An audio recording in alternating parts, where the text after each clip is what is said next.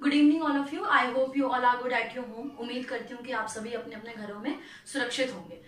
जैसे कि आपको पता है, हमने जो चैप्टर स्टार्ट किया था उस चैप्टर का नाम था सेल। तो हमने प्रीवियस पार्ट में यानी कि पार्ट 1 में सेल के बारे में काफी कुछ जाना था, जैसे कि मल्टी सेलुलर, यूनिसेलुलर क्या होता है ना। Single cell that is the unicellular, और एक से अधिक सेल को मल्टी सेलुलर कहते हैं। हमने माइक्रोस्कोपिक सेल के बारे में जाना था और मैक्रोस्कोपिक सेल के बारे में जाना था, यानी कि ऐसे सेल जो नेकेड आई से नजर आ जाते हैं दैट इज द मैक्रोस्कोपिक।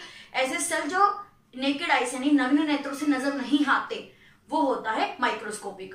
और हमने प्रोकारियोटिक और यूकारियोटिक जाना था। हमने जाना था कि सेल के अंदर कौन कौन से सेल ऑर्गेनल मौजूद होते हैं और सेल में और कौन कौन से चीजें मौजूद होती है, कौन कौन से ऑर्गेनल मौजूद होते हैं। तो आज हम उसी स्ट्रक्चर के बारे में बात करेंगे। जैसे आपको पता है कि मैंने आप सबको प्रीवियस क्लासेस में ये बताया था कि हम एक एक जितने भी मैं ऑर्गेनल यहाँ पे लिखवा रही हूँ, सेल ऑर्गेनल जो कि सेल के अंदर मौजूद होते हैं, उसका एक एक पार्ट या एक एक वर्ड को मैं डिफाइन करूंगी कि क्या काम करता है, इसका फंक्शन क्या होता है और इसका कौन सा महत्वपूर्ण रोल जो है अदा करता है सेल के अंदर। तो एक मैं हेक्सागोनल सेल का स्ट्रक्चर ले लेती हूँ। जैसे कि मैंने आपको ये भी बताया था कि सेल का कोई स्पेसिफिक स्ट्रक्चर नहीं होता है, अकॉर्डिंग टू देयर फंक्शन, उनके फंक्शन के अकॉर्डिंग ही उनका स्ट्रक्चर होता है। देखिए, स्टार्ट करने से पहले सबसे पहली चीज मैं आपको ये बताती हूँ, it is a moral and basic things, कि एक अच्छा स्टूडेंट वो कहलाता है जो गुड लिसनर होता है। मतलब अगर आप अच्छी तरीके से सुनेंगे तो डेफिनेटली आपको बहुत साधारण, बहुत ही सिंपल वे में मैं समझाऊंगी, कोई कॉम्प्लिकेशन नहीं है। वो सेल ऑर्गेनल थे जिनके मैंने नाम बताए थे। डेफिनेटली आपको नाम बड़े अजीब और अलग लगे होंगे क्योंकि ये फर्स्ट टाइम आप सेल के स्ट्रक्चर के बारे में जान रहे हैं। अभी हम एक एक उसके फंक्शन के बारे में जब डिस्कस करेंगे तो आप उन नामों से अवगत हो जाएंगे, आपको पता चल जाएगा वो नाम किस चीज में काम आते हैं। तो यहाँ पर मैं एक सेल का स्ट्रक्चर, यहाँ पर मैं एक बॉक्स बनाती हूँ जिसमें मैं एक्स्ट्रा वर्क या एक्स्ट्रा बताऊंगी आपको। That is a cell structure. मैं ये लार्ज इतना बड़ा इसलिए बना रही हूँ ताकि आपको कोई भी कॉम्प्लिकेशन किसी तरीके की ना हो। तो ये मैंने एक सेल का हेक्सागोनल स्ट्रक्चर लिया है।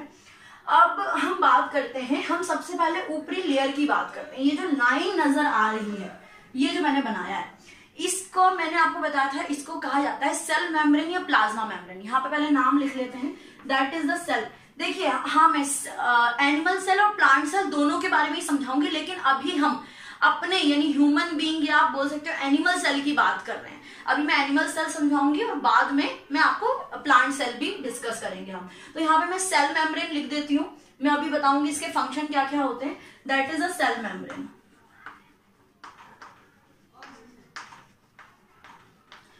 अब इसका काम क्या होता है, फंक्शन क्या होता है। ओके, सबसे पहले लिपिड और प्रोटीन से मिलकर बनता है। ध्यान रखना, ये सेल आपके ये बोल सकते हो ऑर्गेनिक कंपाउंड्स हैं। तो लिपिड और प्रोटीन से मिलकर सेल मेम्ब्रेन बनता है और ये सिलेक्टिवली सेमी परमेबल होता है, यानी कि कुछ ही चीजों को, कुछ ही मटेरियल को अंदर बाहर जाने देता है। यानी कि इस सेल के अंदर और बाहर जाने के लिए कुछ ही मटेरियल को अंदर बाहर जाने ये देता है। और सबसे इंपॉर्टेंट चीज, ये डेफिनेट स्ट्रक्चर बनाने में महत्वपूर्ण भूमिका निभाता है। अगर सपोज कीजिए सेल मेम्ब्रेन नहीं होगा तो सेल का स्ट्रक्चर डिफाइन या डेफिनेट नहीं हो सकता। तो ये क्लियर है। ये मतलब ये जो आउटर लेयर आपको नजर आ रही है, ये जो मैं लेयर बना रही हूँ, डबल लेयरिंग, बार बार आपको ये जो बता रही हूँ, that is a cell membrane. ये हमने प्रीवियस क्लासेस में भी डिस्कस किया था कि ये क्या होता है, आपका सेल मेम्ब्रेन होता है। अब हम बात कर लेते हैं, ये जो सरफेस नजर आ रहा है, हम बीच के न्यूक्लियस की भी बात करेंगे, लेकिन ये सरफेस की मैं पहले बात कर लेती हूँ। ये जितना सरफेस नजर आ रहा है, ये वाला, ये जितना लार्जर पार्ट आपको नजर आ रहा है, इसको साइटोप्लाज्म कहते हैं। That's called cytoplasm. साइटोप्लाज्म कहा जाता है। अब साइटोप्लाज्म क्या होता है, that is the jelly like substance. जैसे कि मैंने प्रीवियस क्लासेस में भी आपको ये बेसिक चीज बताई थी, जेली लाइक सब्सटेंस होता है। इस जेली लाइक सब्सटेंस के अंदर बहुत सारे ऑर्गेनल मौजूद होते हैं जो कि डिफरेंट काइंड ऑफ वर्क करते हैं। That is the jelly like substance. ये एक ऐसा सरफेस है जिसको साइटोप्लाज्म कहा जाता है। वहीं हम बात करते हैं सेंटर की, बीच के पार्ट की, दैट इज द न्यूक्लियस। ये क्या है, न्यूक्लियस है। इसको केंद्रक भी कहा जाता है। अब इसके अंदर क्या क्या मौजूद होता है, पहले तो मैं इसको न्यूक्लियस लिख देती हूँ, फिर मैं आपको समझाऊंगी। न्यूक्लियस होता है ये। अब इसी न्यूक्लियस को मैं नीचे बना देती हूँ, क्यों? क्योंकि इसके अंदर जो पार्ट्स होते हैं और जो फंक्शन होते हैं उसको जरा समझाने के लिए छोटा सा न्यूक्लियस काम नहीं आएगा। तो यहाँ पे मैं एक थोड़ा सा बड़ा न्यूक्लियस बता देती हूँ। ये वही न्यूक्लियस है जो मैंने बाहर बनाया है, वो आपको समझाने के लिए। अब मोस्ट इंपॉर्टेंट थिंग, जो न्यूक्लियस है, मैंने आपको यूकारियोटिक और प्रोकारियोटिक भी समझाया था। यूकारियोटिक का मतलब क्या था? वो सेल जिसके अंदर उसका न्यूक्लियस वेल डिफाइंड होता है। वो वेल डिफाइंड क्यों होता है?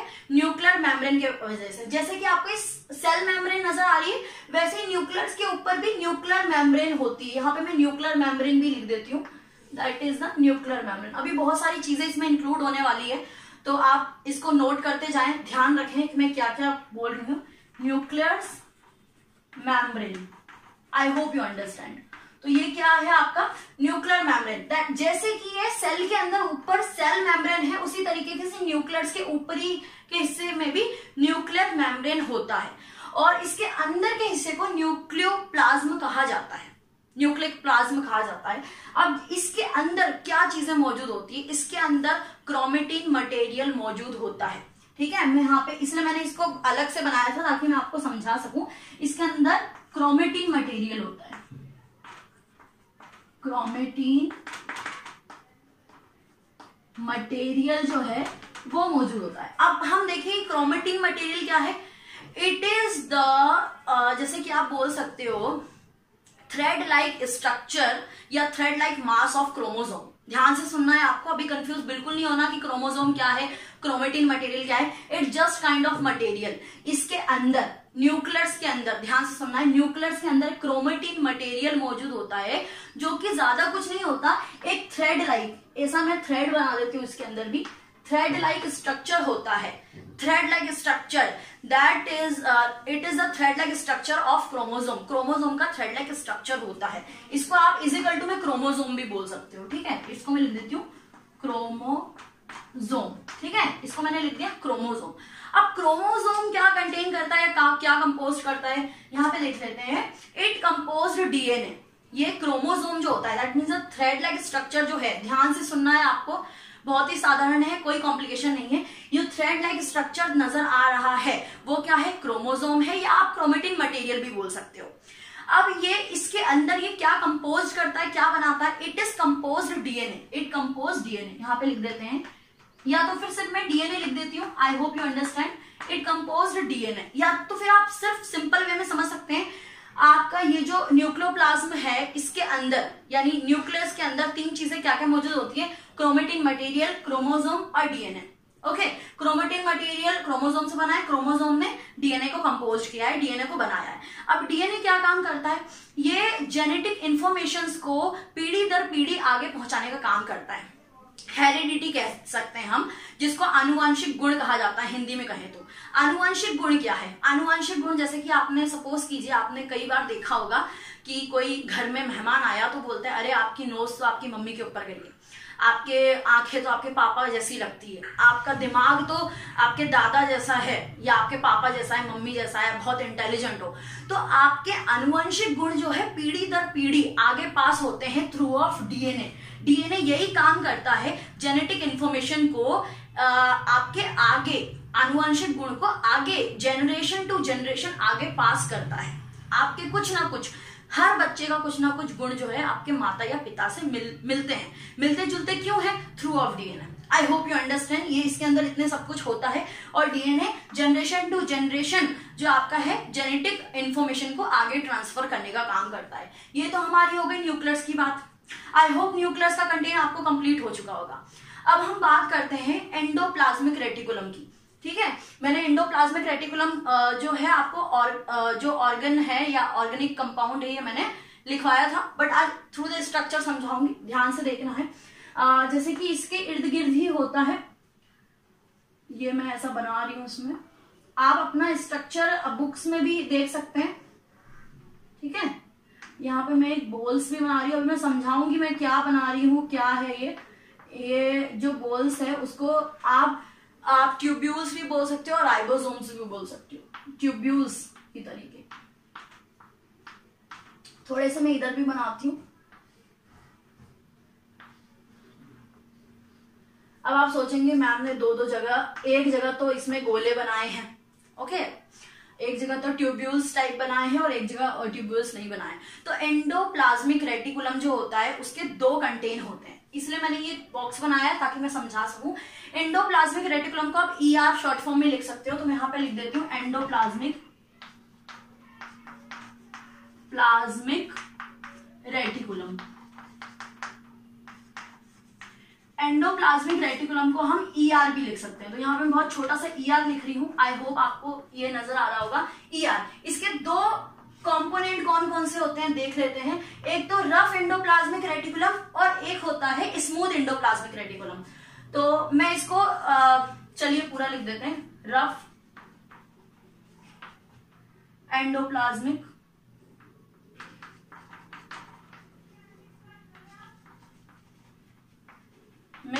रेटिकुलम। इसी तरीके से आप स्मूथ एंडोप्लाज्मिक रेटिकुलम भी ले सकते हैं, ये सेम चीज है। इसको अगर सिंपल शब्द में कहें तो SER बोलेंगे, SER, ठीक है। SER जहां से बात करी जा रही है वहां पे आपको ध्यान रखना है, that is a rough endoplasmic reticulum. वहां अगर सॉरी ये आपका RER होगा, SER नहीं होगा क्योंकि रफ एंडोप्लाज्मिक रेटिकुलम है, that is a SER, SER। ये SER क्यों है? क्योंकि ये स्मूथ एंडोप्लाज्मिक रेटिकुलम है। अब ये जो दो स्ट्रक्चर है ये वही काम करते हैं, देख लीजिए। जिसके ऊपर ये आपको ट्यूब्यूल्स नजर आ रहे हैं, that is the rough endoplasmic reticulum. ये क्या है? Rough endoplasmic reticulum, rough endoplasmic reticulum. इसको आप बोल सकते हो, क्या बोल सकते हो, क्या बताया था मैंने? RER बोल सकते हो। इसको क्या बोल सकते हो? RER। यहां पर मैं SER लिख देती हूं क्योंकि ये क्या है?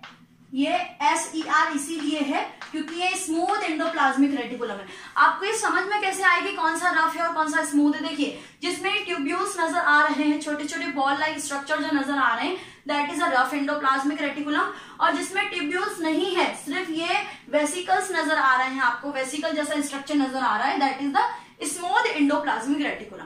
अब हम बात करते हैं इसका काम क्या होता है, ठीक है? ये काम क्या करता है, जस्ट अ मिनट।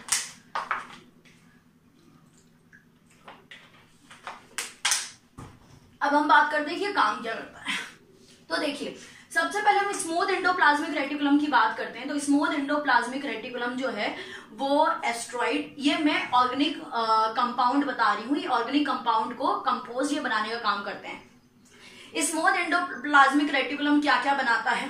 एस्ट्रॉइड बनाता है, फैट बनाता है, फैट मॉलिक्यूल्स बोल सकते हो आप, ठीक है, और जैसे कि लिपिड बनाने का काम करता है। तो ये तीन चीजें बनाता है, लिपिड, एस्ट्रॉइड या आप बोल सकते हो and second one is lipid, asteroid या फैट मॉलिक्यूल्स बनाने का ये काम करता है, ठीक है। वहीं अगर आप रफ एंडोप्लाज्मिक रेटिकुलम की बात करें तो रफ एंडोप्लाज्मिक रेटिकुलम क्या बनाता है? दैट कंपोज्ड प्रोटीन, ये प्रोटीन बनाने का काम करता है। देखिए, जो रफ एंडोप्लाज्मिक रेटिकुलम है और आप बोल सकते हो स्मूथ एंडोप्लाज्मिक रेटिकुलम है, ये दोनों ही आपके मटेरियल ऑर्गेनिक कंपाउंड्स को बनाने का काम करता है। और ER जो है वो ER क्या कर रहा है? इस जो भी उन्होंने आप बनाए हैं, जैसे कि आपका asteroid, fat molecules, lipid, protein, ये सारी चीजें जो उन्होंने कंपोज करी है, ये बनाई है, उसको न्यूक्लियस में और साइटोप्लाज्म में, न्यूक्लियस मतलब अंदर के हिस्से में, और साइटोप्लाज्म में जहां जहां जरूरत है वहां वहां पहुंचाने का काम करता है।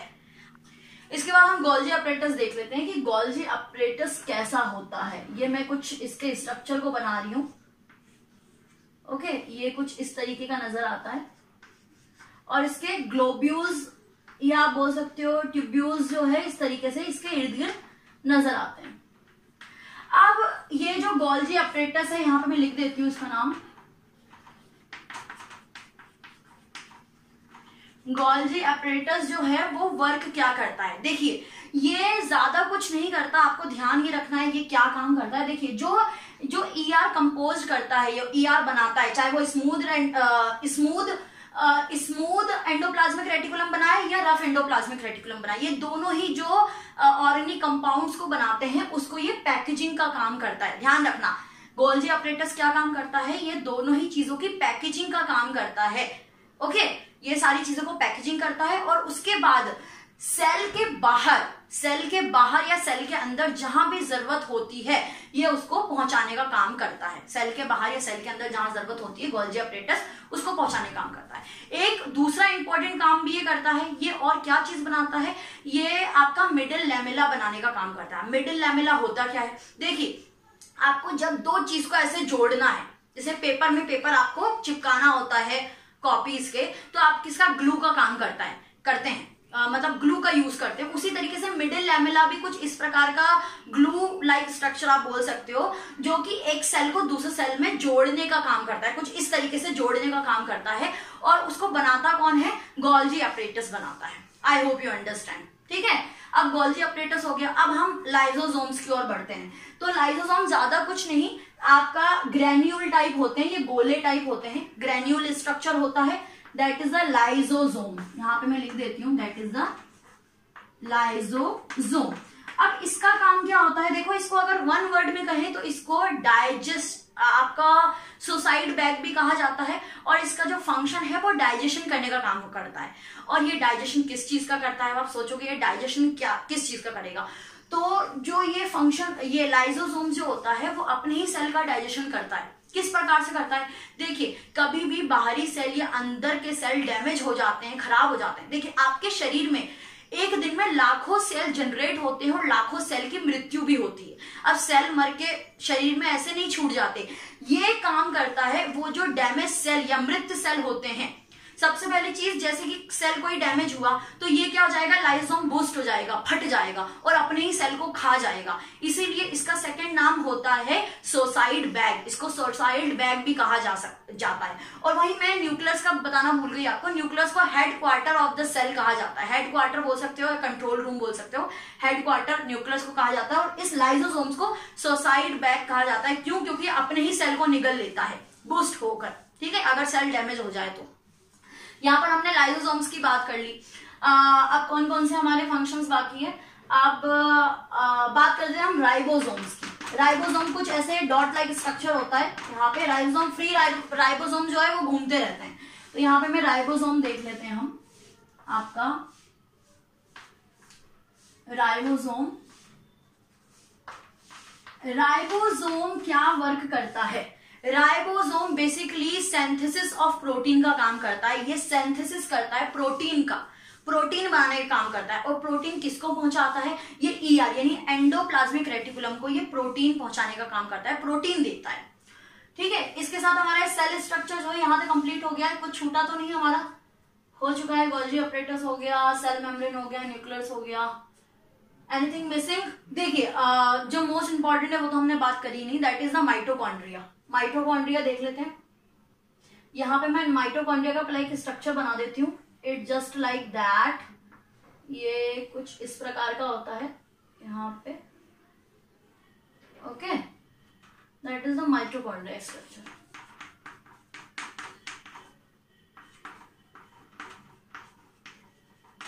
अब माइटोकॉन्ड्रिया क्या होता है और क्या काम करता है। अगर हम माइटोकॉन्ड्रिया की बात करें, इसको पावर हाउस भी बोला जाता है। पावर हाउस क्यों बोला जाता है, देखिए सबसे पहले मैं आपको बताती हूँ, एक साधारण सा घरेलू एग्जांपल लेते हैं हम। अब जैसे कि घर में 5 लोग रहते हैं, तो मम्मी ज्यादातर किसके 7 लोगों के हिसाब से खाना बनाती है, क्योंकि एक आध एक्स्ट्रा कभी हो जाए तो, और उस 2 बचे लोगों का खाना रख देती है। क्यों, क्योंकि कभी भी किसी को भूख लगेगी तो खाना खा लेगा। अब ये नहीं कि 7 लोगों का खाना बनाया तो 7 लोगों को का खाना हमें 5 लोगों को जबरदस्ती खाना है, नहीं ना। वैसे ही जैसे कि सेल जो है ये बेसिकली ये एनर्जी को स्टोर या फॉर्म करता है, एनर्जी बनाने का या स्टोर करने का काम करता है। एनर्जी बनाने का और स्टोर करने का काम ये किस फॉर्म में करता है। जैसे मैंने प्लांट सेल की जब हम बात कर रहे थे, सॉरी हमने प्लांट के स्ट्रक्चर की बात करी थी, तो मैंने कहा था in the form of starch it stored food. वो फूड को जो ज्यादा मतलब फूड की अधिकता जब हो जाती है तो वो स्टार्च के फॉर्म में फूड को स्टोर कर देता है। प्लांट यही करता है। तो आपका शरीर, एक ह्यूमन बीइंग का सेल किस फॉर्म में फूड को स्टोर करता है, वो एटीपी के फॉर्म में फूड को स्टोर करता है। माइटोकॉन्ड्रिया का काम क्या है, it store food in the form of ATP. ये फूड को स्टोर या फॉर्म करने का काम करता है। और ये किसके फॉर्म में फूड को स्टोर करता है, ये एटीपी के फॉर्म में फूड को स्टोर करता है। एटीपी फॉर्म, यानी कि एटीपी के फॉर्म में फूड स्टोर होता है माइटोकॉन्ड्रिया में। आई होप यू अंडरस्टैंड।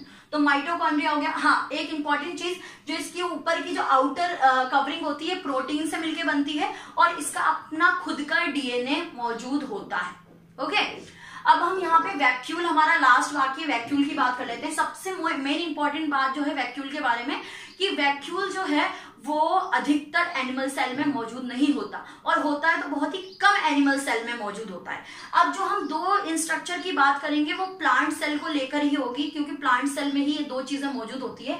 तो अगर आपको कुछ इसमें देखना है तो ध्यान से देख लीजिए, क्योंकि कुछ चीजें रब करनी पड़ सकती है मुझे, क्योंकि वैक्यूल मुझे ज्यादा बड़ा बनाना है और न्यूक्लियस इसके बगल में बनाना है। पहले हम सेल वॉल की बात कर लेते हैं, वैक्यूल की बाद में। तो अगर वैक्यूल एनिमल में हो, अगर वैक्यूल एनिमल में मौजूद हो तो वो क्या काम करेगा? वो स्टोरेज ऑफ मटेरियल काम करता है। बेसिकली स्टोरेज ऑफ मटेरियल, जैसे कि आप बोल सकते हो अमीनो एसिड, फैट मॉलिक्यूल्स, मतलब ज्यादा से ज्यादा चीजों को, प्रोटीन, लिपिड, सारी चीजों को वो स्टोर करके रखता है, और यही काम वो प्लांट सेल में भी करता है। लेकिन प्लांट सेल में अंतर क्या है? प्लांट सेल में वैक्यूल आधे से ज्यादा जगह को घेरता है। अगर मैं यहाँ पे छोटा सा स्ट्रक्चर लूं, अगर इसको रब ना करके मैं यहाँ पर आपको समझाऊं, आई होप आपको समझ में आएगा। सपोज कीजिए प्लांट सेल है, सारी चीजें तो मैंने यहाँ पे बताई दी है। वैक्यूल कम से कम इतनी जगह घेर लेता है। यहाँ पर देखिए आपको सारे स्ट्रक्चर दिख रहे हैं, सारे स्ट्रक्चर होते हैं, बट वैक्यूल जो है ज्यादा से ज्यादा जगह जो है वो घेर लेता है, ज्यादा से ज्यादा जगह घेर लेता है प्लांट सेल में। और इसमें क्या काम करता है? वो स्टोरेज का, मटेरियल, स्टोरेज ऑफ मटेरियल का काम करता है। अगर बेसिकली समझे तो वो क्या क्या मटेरियल को स्टोर करता है? जैसे lipid, protein, amino acid, fat molecules, बहुत सारी चीजों को स्टोर करने का काम करता है। आई होप यू अंडरस्टैंड। यहाँ पे भी मैं रब करती तो आधे ज्यादा जगह। और ध्यान ये रखना सबसे इंपॉर्टेंट, कि किसी भी प्लांट सेल में न्यूक्लियर सेंटर में नहीं होता, वो बगल में होता है, क्योंकि आधे से ज्यादा जगह तो वैक्यूल ने घेरी होती है। ठीक है, वैक्यूल आधे जगह पे होता है, इसलिए इसका न्यूक्लियर जो है वो सेंटर में ना होकर थोड़ा उसके साइड में होता है। तो वैक्यूल की बात हो गई। और एक और चीज स्पेसिफिक, अगर मैं प्लांट सेल की बात करूं तो और इसमें एक्स्ट्रा क्या होता है? एक तो वैक्यूल हो गया, दूसरा है सेल वॉल। सेल वॉल, ये सेल वॉल जो है वो सेल मेम्ब्रेन के जस्ट ऊपर होता है। मैं यहाँ पे ही समझा देती हूँ। ये इसके ऊपर एक कवरिंग बना रही हूँ, इसको मैं नाम दूंगी cell wall. It is just like the cell membrane. जैसे कि आपको किसी की प्रोटेक्शन करनी है, जैसे सपोज कीजिए आप खाना लेकर जा रहे हैं स्कूल में, और आपको लगता है कि नहीं ये खाना जो है वो पॉलिथीन में लेकर जा रहे हैं, तो पॉलिथीन से निकल सकता है, तो हम क्या करेंगे? डबल कवरिंग कर देंगे उसकी। तो डबल कवरिंग से क्या होगा? उसका प्रोटेक्शन और अच्छे तरीके से हो जाएगा। तो सेम यही चीज होती है सेल मेम्ब्रेन। जैसे कि सेल वॉल जिसकी मैं बात कर रही हूँ, सेल वॉल आखिर इसमें क्यों जरूरी होता है? देखिए, एक बहुत ही साधारण सा एग्जांपल अब ले लेते हैं। जैसे हमें, अगर हम किसी सरफेस पे या किसी जगह पर खड़े हैं और बारिश हो गई या बहुत तेज धूप लगने लगी, तो हम अपना स्थान बदल सकते हैं, हम घर में आ सकते हैं, हम कहीं भी जा सकते हैं कि हाँ इधर ठंडी लग रही है, इधर गर्मी लग रही है, इधर आपको बारिश हो रही है, तो हम कहीं और। लेकिन प्लांट नहीं जा सकते, वो जिस जगह पे है वो उन्हें उसी जगह पर रहना पड़ता है, वहीं सर्वाइव करना पड़ता है। इसीलिए उनमें डबल मेम्ब्रेन होती है, डबल मेम्ब्रेन, डबल कवरिंग, जो कि प्रोटेक्शन उसको और अच्छी तरीके से प्रोवाइड करवाती है। तो डबल मेम्ब्रेन कैसे? एक तो उनमें सेल मेम्ब्रेन भी मौजूद होती है, साथ में सेल वॉल भी मौजूद होती है। सेल वॉल भी, सबसे इंपॉर्टेंट बात कि cell wall non living organisms या नॉन लिविंग कंपाउंड से मिलकर बनती है। नॉन लिविंग होती है, लिविंग नहीं होती, और ये हार्ड होती है और कुछ सिलेक्टिवली परमेबल होती है, जो कि कुछ ही चीजों को, मटेरियल को अंदर आने जाने देती है। देखिए, इसके साथ हमारा सेल का टॉपिक है। प्लांट सेल भी मैंने समझा दिया, एनिमल सेल भी समझा दिया। Basically plant cell, animal cell same होते हैं, बट कुछ चीजें जो है एनिमल सेल की प्लांट सेल से थोड़ी सी अलग होती है, जैसे वैक्यूल, सेल वॉल। यहाँ पर आप डिफरेंसेस खुद बना सकते हैं कि प्लांट सेल में और एनिमल सेल में अंतर क्या क्या होता है। जैसे कि vacuole are present, vacuole are absent in animal cell, vacuole are absent in animal cell. या आप बोल सकते हो कुछ सेलों में वैक्यूल होता है, कुछ में नहीं होता। जैसे कि cell wall is present in plant cell, cell wall is absent in animal cell. तो इस तरीके से आप डिफरेंसेस जो है निकाल सकते हैं। इसके साथ हमने सेल का स्ट्रक्चर जो है पूरा डिफाइन कर लिया है। मैंने एक एक फंक्शन का एक एक वर्क बता दिया कि कौन सा क्या काम करता है। आई होप ये आपको समझ में आया होगा। और आपको वीडियो अच्छी लगी है, पसंद आई है, तो प्लीज लाइक, सब्सक्राइब और शेयर जरूर करें।